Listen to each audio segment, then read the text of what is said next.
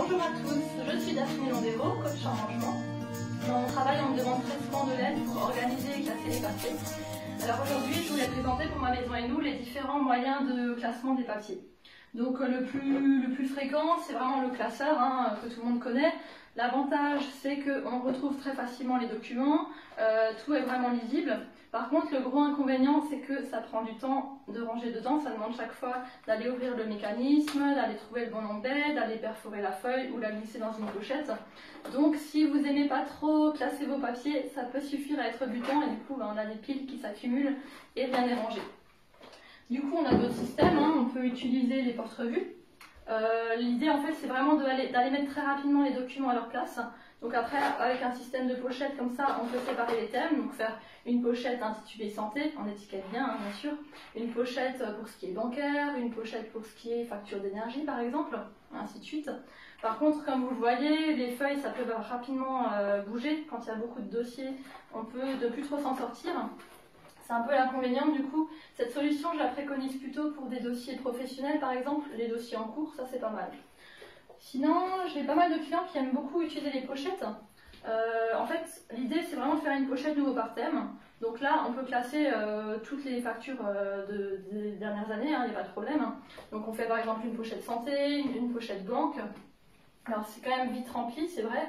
Donc là, on peut utiliser une pochette plus épaisse. Ou bien on peut basculer une fois par an, par exemple, dans un classeur. Donc voilà, ça peut être une alternative parce que la pochette, on glisse assez vite finalement un papier dedans, un peu plus rapidement qu'un classeur. On a ensuite le trieur, où là, c'est encore plus rapide parce qu'on a juste à trouver l'onglet, encore une fois, on intitule bien, et à glisser la feuille.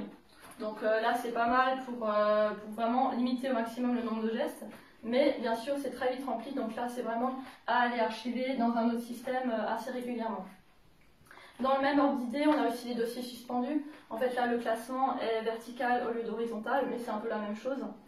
On peut aussi utiliser les bannettes. Alors, les bannettes, du coup, ce sera un peu différent. Ce sera plutôt pour gérer le courrier entrant. On peut, par exemple, avoir une bannette pour les documents qu'il faut traiter. Donc par exemple payer une facture, répondre à quelqu'un.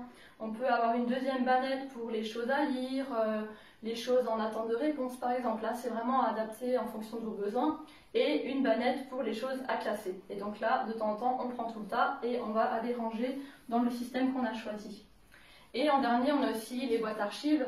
Ça, ce sera plutôt pour les fiches de paye, les anciennes fiches de paye qui sont à garder jusqu'à la retraite, ou bien éventuellement les actes notariés, les choses vraiment à garder très longtemps. Là, on va les mettre dans des boîtes archives, on le met dans un coin, attention bien sûr à l'humidité pour que ce soit bien conservé, et on n'y touche plus trop.